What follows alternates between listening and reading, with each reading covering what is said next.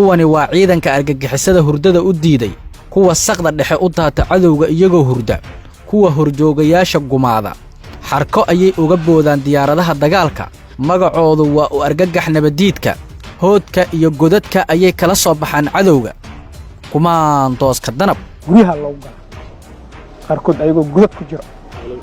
godadka lagala soo baxa mararka qaar ayagoo qaylaha waxay cadowga ka xoreeyeen degmooyin iyo deegaano dhowr ah oo ay ka mid tahay Janaale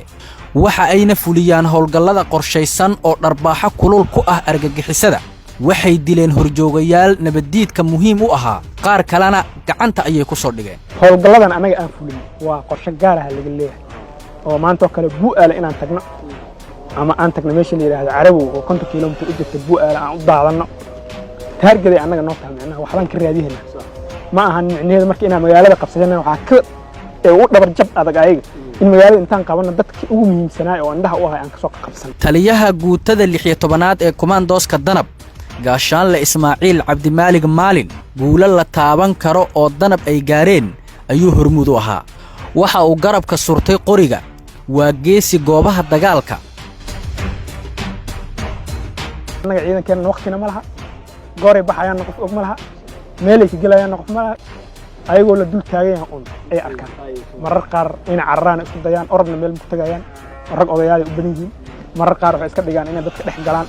dadkan uma dhex arka waxa uu hogaamiyay dagaal adag oo argagixisada lala galay door weyn ayuu ka qaatay in nabadiidka baxsadka ah goobo badan laga xoreeyo waana haliyay u firfircoon howlaha qaranka folka fool markay imaato dagaal toos sidoo ma jecla ciidankan danabna aad ay uga naxaan markay meesha ku arkaan maxaa yeelay ayaga dadka ayaga gaado shaad sidoo dadka waa gaadaan kuwa magaalada jooga iyo kuwa baadiyaha jooga oo jabhadaha ah iyo kuwa amniga ah oo magaalada ikhtiyaalaadka ku ooda sooladaha ku hubaysan labadoodaba shaqadooda sidoodaba gaadmo waay haddii marka ayaga gaado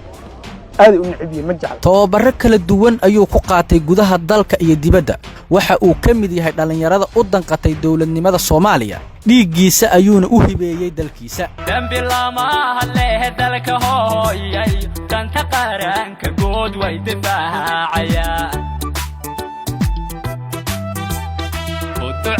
inayo waan ku tiirsanay dalacsiin horliya darajay mutee